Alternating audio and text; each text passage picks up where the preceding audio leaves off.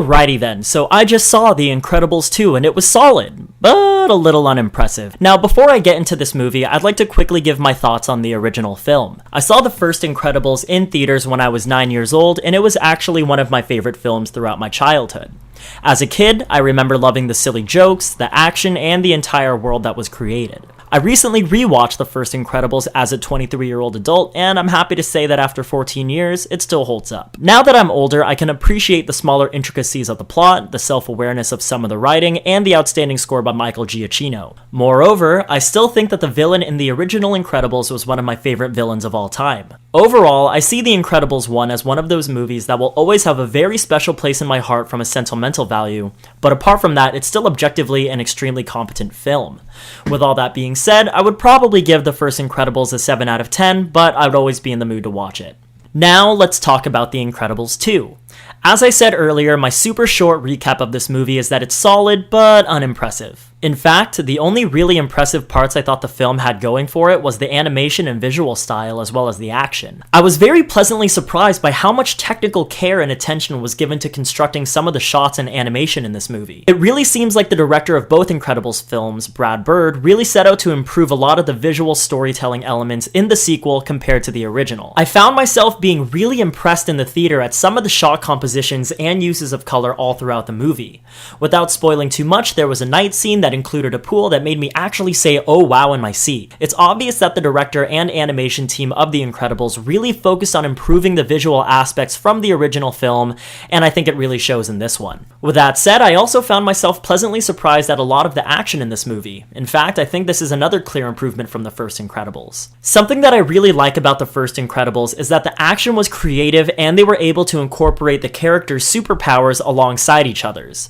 It's always nice to see writers going the extra mile when it comes to things like that, and when the plot of your movie revolves around a family of superheroes, I thought The Incredibles 1 did a very good job at having each character's powers play off of one another's. Once again, don't want to spoil anything, but in almost every action scene, I found myself getting more and more impressed at what the team behind the movie were able to come up with in the action set pieces. There was a new character introduced to the series named Void, who, despite having a very annoying personality in my opinion, had a lot of interesting and creative moments of action as a result of her superpowers.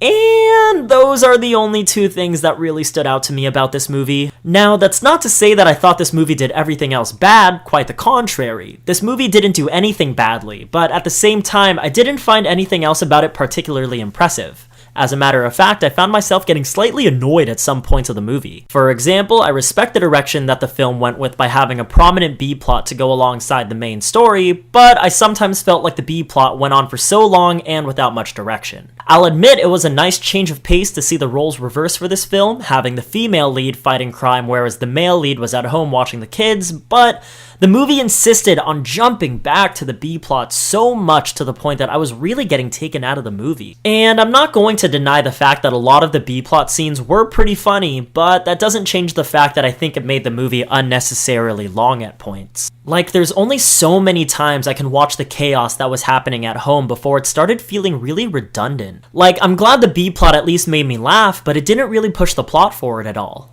Also, for those who've seen the movie, can we all agree that the twist was so obvious? Like, I'm not even kidding when I say that I predicted it within the first 30 minutes of the movie. And it's not even like it ruined the movie for me because I still enjoyed it, but what's the point of even having a twist at the end if it was so predictable and obvious from the get-go? Whatever, I don't want this review to be longer than it needs to be, especially when I don't really have too much to say about the movie to begin with. Overall, it's a very serviceable sequel that definitely improves upon some of the better aspects of the first film, but at the same time didn't do enough to wow me or have me see it as anything more than a good sequel. And as I said before, I don't think that this movie did a single thing bad, but it didn't really do much particularly well to the point where I see it as a great movie. To me, it's a strong film made by talented people who definitely know what they're doing, and that's about it. I don't think it's better than the first film, but I'll also say that I think this is my favorite Pixar film in quite some time. Also, I would definitely recommend this movie to just about everyone, and I think that there's enough charm to it that you'll feel like you got your money's worth out of it. And I'm giving this one, definitely at least a 6, maybe a 7, but probably not out of 10.